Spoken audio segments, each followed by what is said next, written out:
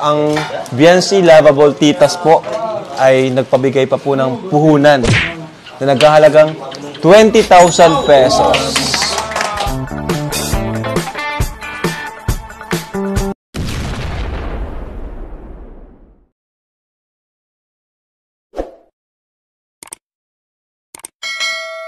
Mga kalingap, Biancy, napaiyak sa mga natatanggap na umaapaw na blessing.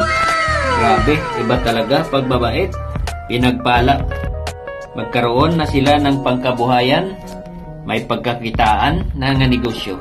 Napakaswerte talaga ni Biancy. May bahay, may negosyo, ipaayos ng ngipin, at pag-aaral. Sa kalingap mo lang talaga yan makikita at maranasan kung isa ka sa mga beneficiary. Iba talaga ang kalingap, walang katulad.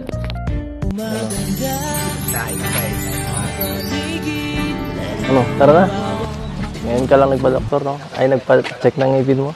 No, ano po ba ganun? Sigurado, gaganda ng ngiti mo yan. Sigurado mas marami magkakagusto sa'yo niyan. Seatbelt mo, hindi mo pa inaano.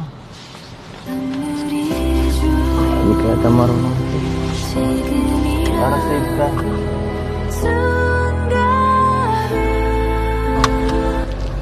Hindi ka na rin bang makita ang driving skills ko? Drive. Uy, wala ka bang tiwala sa akin? Grabe naman, oh. Alam mo, makakarating tayo doon ng maligtas. Dahil, syempre, palagi kong inisip ang safety ng aking pasahero. Lalo ka na. Ikaw pang pasahero ko, syempre, doble ingat ako, no? Ayan. Oh, tara! Laka. Laka, bubungiin ka na. Pero pataas sa ato. So, before natin gawin ang braces, yun muna. Ha, taas. So, oral rehab muna tayo. So, ayun po, hindi pa po nagtatapos yung blessings na matatanggap ni Biancy, ano? Kasi nagpabigay pa, ang Biancy Lavable Titas po ay nagpabigay pa po ng puhunan na naghahalagang 20,000 pesos. Ayan. 20,000 pesos para daw dito sa ninyo, pang negosyo. Bakit? Nahiya na po ako. Nahiya na po si Biancy. Sobra-sobra na daw yung biyaya. Deserve mo naman yan, Biancy. Huwag ka mag-alala.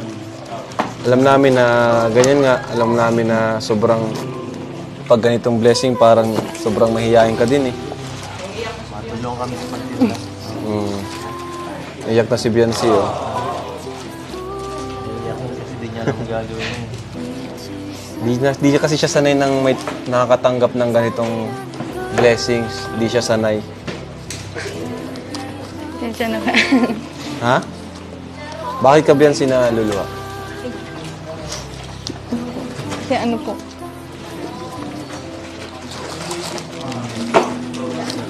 Bakit? hindi po ako makapaniwala po na ganito po kadami yung mga blessing na madating po sa amin. Tapos po yung brace pa po na ano. Parang parang naka-overwhelm, no? Okay lang yan at deserve mo naman yan. Kasi may nakita silang something sa iyo na kabaitan, kaya gano'n. Basta huwag ka lang magbago kung ano ka, gano'n ka pa rin, ano? Kahit maraming biyayang dumarating. Okay, so, ayan po, grabe. Tapakan po natin si Biancy, oh. Napakabait si Biancy. 20,000 pesos. Tago mo mabuti, ah. Ayan, tago mo mabuti. Lavable Titas po. From Biancy Lavable Titas.